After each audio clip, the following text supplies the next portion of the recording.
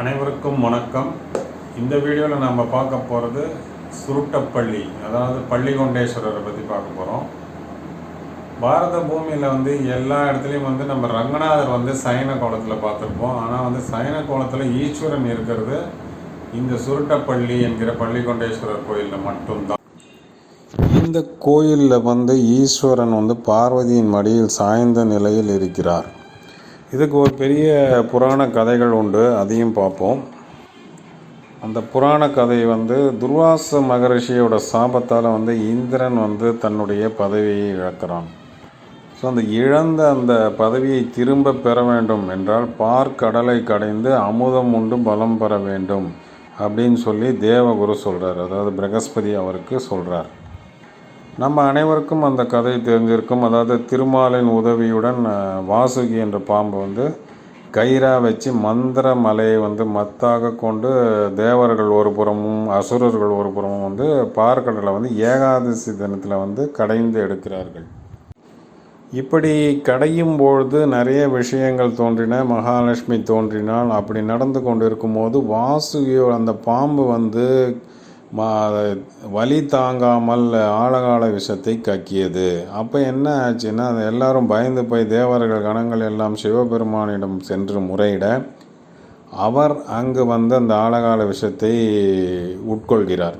அப்போ அது என்னென்னா, லோகக்ஷேமத்துக்காக அவர் பண்ண போய் அவருக்கு ஆபத்தாக முடியும்னு சொல்லி அம்மையார் பார்வதி அம்மையார் அதை தடுத்து நிறுத்தி கழுத்துக்கிட்டே நிறுத்திடுறாங்க. அதனால் அங்கு நீளமாக ஆயிடுறது. அதனால தான் அவர் இன்றும் நீலகண்டன் என்று அழைக்கப்படுகிறார். இப்படி அவர் ஆழகால விஷத்தை கழுத்தில் வைத்து கொண்டு பார்வதி தேவியோடு திரும்ப கைலாயம் புறப்பட்டு செல்லும் பொழுது கொஞ்சம் ஓய்வெடுக்கிறார். அந்த ஓய்வெடுக்கும் சமயத்தில் பார்வதி தேவியின் மடியில் துயில்கிறார். அந்த இடம் தாங்க இந்த சுருட்டப்பள்ளி. இவர் இந்த ஆழகால விஷத்தை உண்ட அந்த சமயம்தான் பிரதோஷ காலமாக அனுஷ்டிக்கப்படுகிறது. அது 4:30 to 7 பொதுவாக வரும்.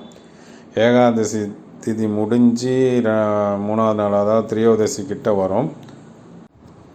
அந்த சமயத்தில் சிவபெருமானை விரதம் இருந்து வழிபட்டால் மிகப்பெரிய நன்மைகள் வாழ்க்கையில் உண்டாகும் என்று நம்பப்படுகிறது.